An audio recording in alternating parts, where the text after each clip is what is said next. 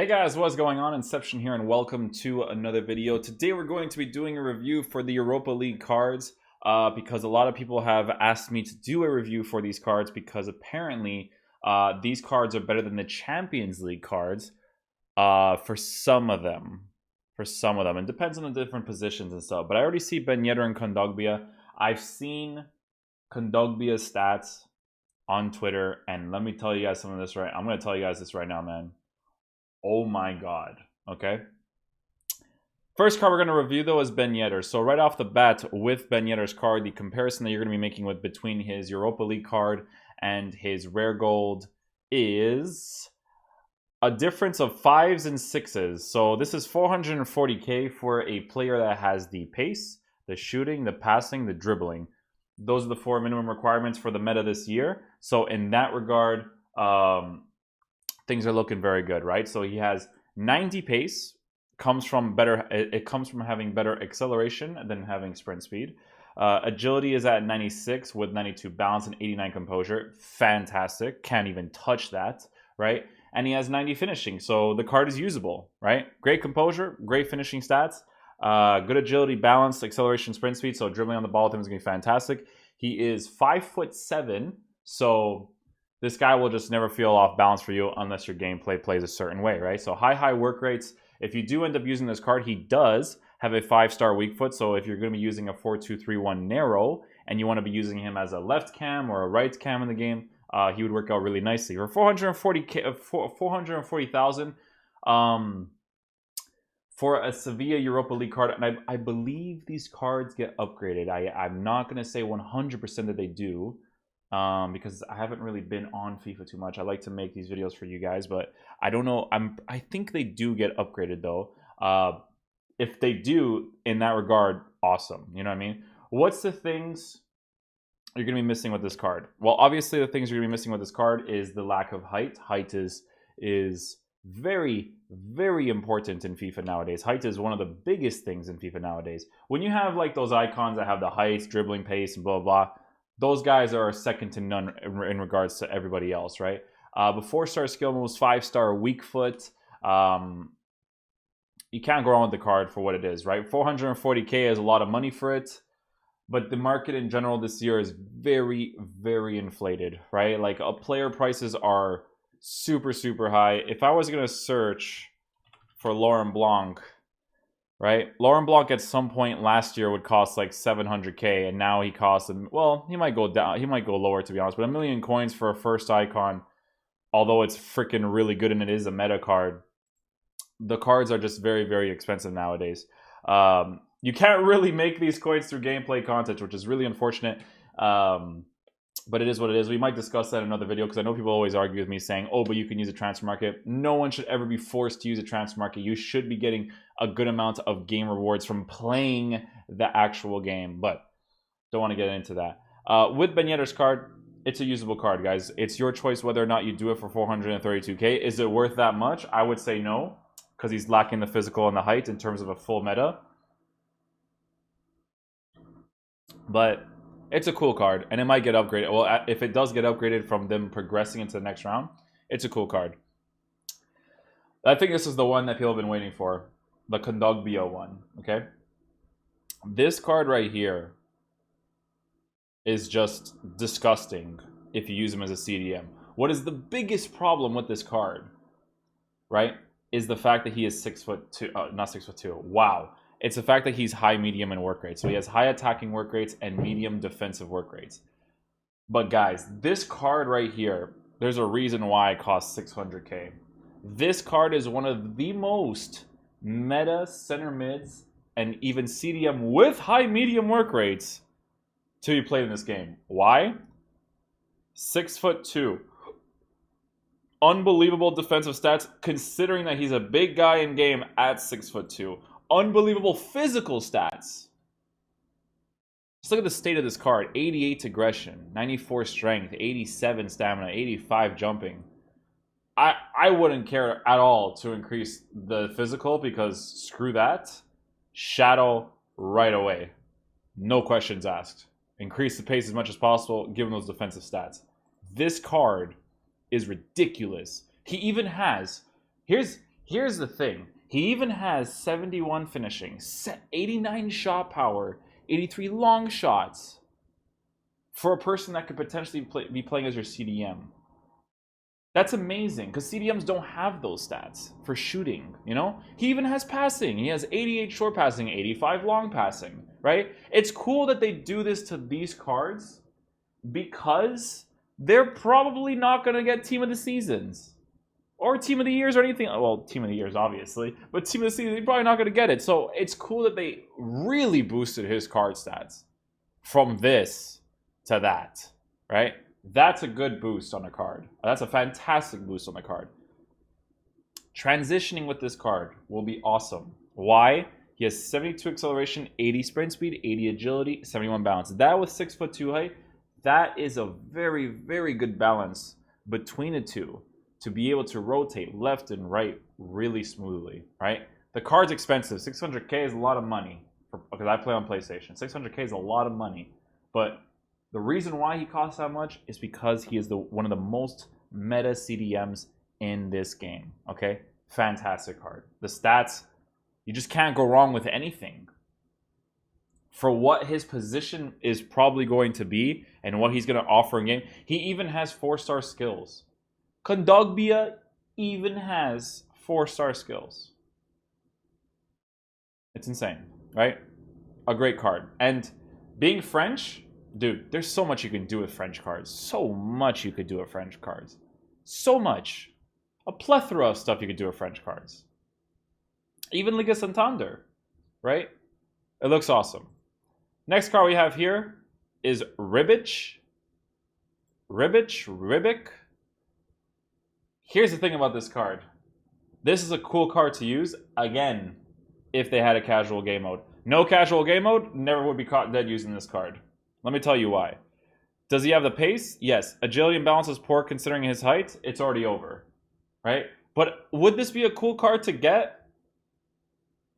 Like if you got him through playing the game, right? Like let's just say, for instance, like you get Ribbit for using a full Frankfurt team, starting 11 and subs in online tournament mode, and you have to score a certain amount of goals with that team, or you have to get a certain amount of wins with that team.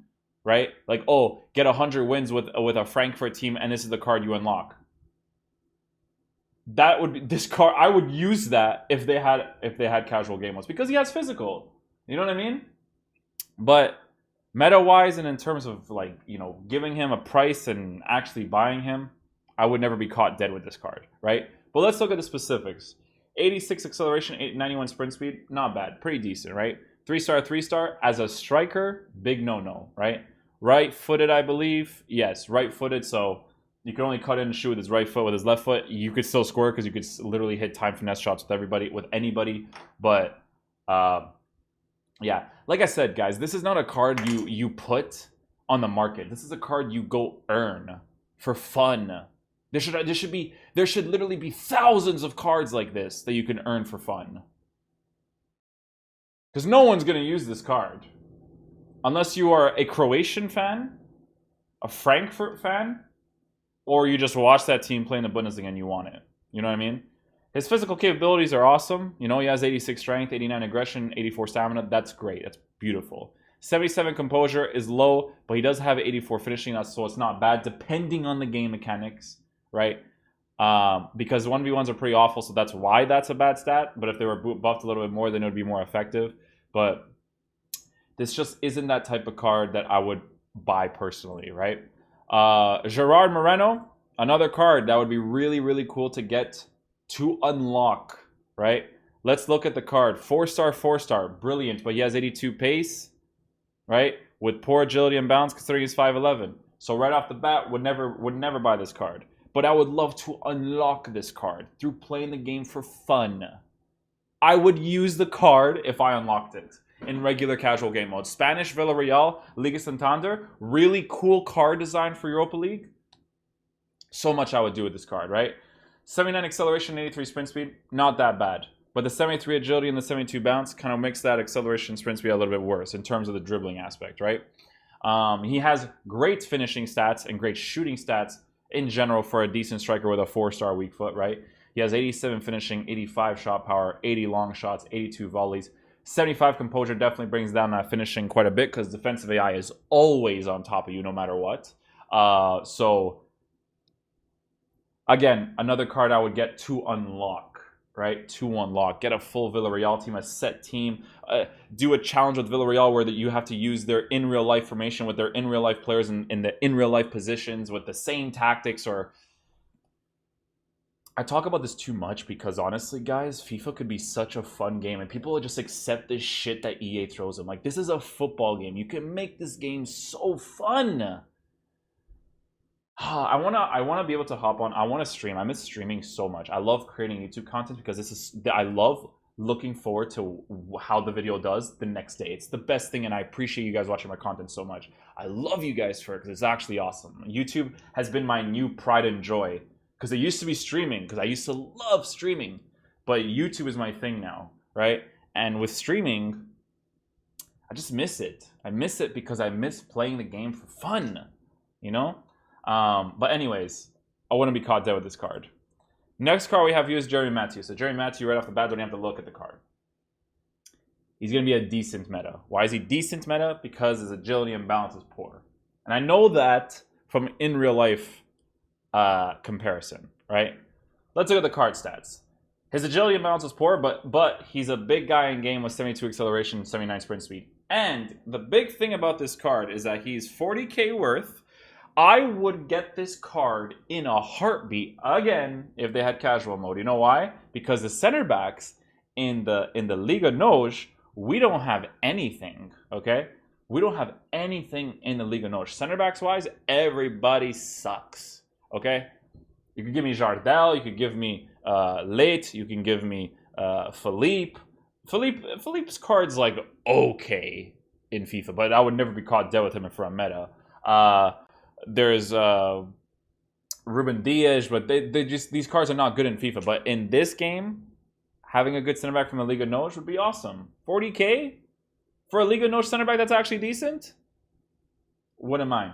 But the agility and balance, too low. He's French and from the Liga NOS, so you would have to make a Liga NOS team or a French team. You're a little bit, well, French is a good nationality though, so that's not too bad, but that agility and balance, this is a try-out type of card because if his physical stature is big enough and really nice enough to have balance and agility like that, then okay, because he has great defensive stats and okay physical stats. He's 6'2" with 67 jumping. That's trash.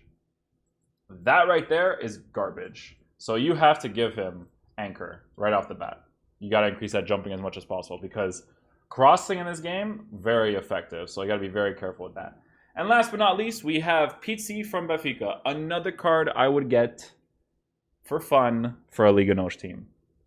If they made his defending 73, 74, and his physical 75. The card would be great. The card would be a lot of fun to use, right?